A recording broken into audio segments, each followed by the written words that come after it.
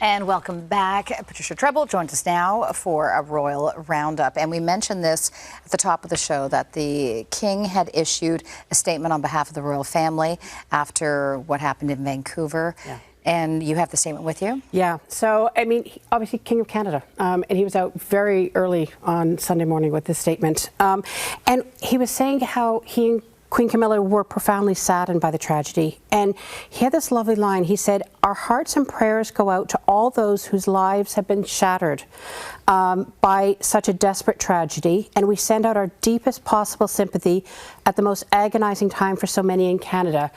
And as somebody who has listened to a lot of the King's speeches, those are his words, that is his voice.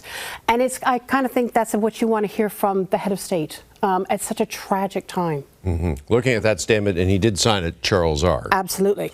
Absolutely. Yeah. All right. Meantime, on Saturday, Prince William represented the King and joined other world leaders at the funeral for the Pope. Mm-hmm. So another big step for him. He's heir to the throne. This is one of the duties. Charles did this for decades when he was Prince of Wales. And so he was mixing with all the world leaders at Vatican City. And for those wondering why, there were a lot of speculation why the King didn't go. And it simply is tradition. The British monarch doesn't attend the funerals of foreign leaders. Late Queen on the throne, 60 years. She only went to one funeral, and it was a very close friend, King Baudouin of Belgium. That's it. They just don't do it. Always the heir who goes. Okay, so this was not for health reasons, because there's a lot of speculation about that. Nope. This is just a very standard thing. Charles did it for decades, and now it's William's turn. Okay. Yeah. All right. We saw Prince Andrew. He was seen yesterday for the first time since his accuser, Virginia Giuffre, since her suicide was reported. And so this was from yesterday? Yeah, so he was out with his ex-wife, Sarah. They were near their house. And as you said, it comes a few days after we got word that Virginia Giuffre had died by suicide in Australia.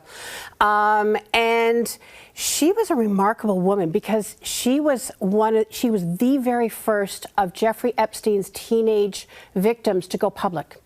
And she really led the call to get accountability in the courts.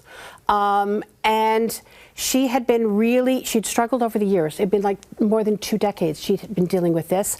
And as you know, she filed suit against Andrew in civil court, saying that she'd been forced to have sex with him when she was underage. He always denied it, but he did settle out of court for a large amount. And in recent weeks, she had been visibly struggling. And publicly struggling. She'd separated from her husband and died just a few days ago, and she was 41 years old. So just an utter tragedy. All right. Meantime, Meghan and Harry, they have been busy weekends for them. She attended the Time 100 Summit, and Harry, he was back at the Living Legends of Aviation Gala. Yeah. I hope these two have frequent flyer points. I mean, because they are racking them up. He was just in London. She was in New York like 2 weeks ago. They were back in New York. Time 100 Summit. She's not one of the Time 100, but she was part of the summit. Not a lot came out of it, I'm going to be honest. We did hear that Archie, who's about to turn 6, is about to lose a tooth. And Harry was there very much as the supporting husband role, because she was the one taking center stage. And then 2 days later, back in LA, it's his turn. The Living Legends of Aviation. He was given the award last year, and this time he was back, and what he was doing was he was honoring the air crews who fought the wildfires in LA. So really very much hitting the speaking circuit this week. Mentioned Archie losing a tooth. His cousin William just turned 7. Louis. Yeah. Did I mention William? Yeah. So many to keep track of. Louis, funny Louis. And we showed a picture of Louis last week, but now we have behind the scenes video. Yeah, this is wonderful. I mean, look, the gap tooth smile, this is the very definition of a gap tooth smile. And we were expecting a photo like this. They always do.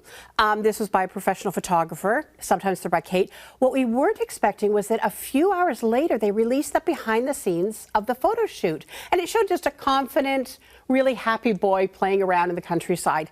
They've never released any video like this before. They are so careful about their privacy. And I think what this shows is, again, over the last year, they've been slowly loosening the bonds. The kids are getting a bit older. It's a very careful, very controlled way. Clearly, they approved everything. But we're getting to see personalities in a way that you just don't at big formal events. So do you think this is setting the stage that for William, for Kate, then eventually their children, that we're going to see a more authentic representation, if you will, of the royal family, less staged? I think we're going to see more behind the scenes, more of them in private life. I mean, it's always will be approved, I think, most of it. But it's not just them at big public events. And we have some big public events coming up in the next week or two. We're going to be seeing like all the royals out. It's the end of the Second World War coming up at the beginning of May. They're all going to be on Buckingham Palace's balcony. And that's the sort of thing where they know they're in a role. They have to be very careful how they act. This was just Louis just being Louis, right? He was just having fun and playing. Precocious, I think we could say. I think he's the epitome of a 7-year-old. I mean, you know, he's got probably a lot of bruises like every 7-year-old. You bet. All right. Thank you, Patricia. You're welcome.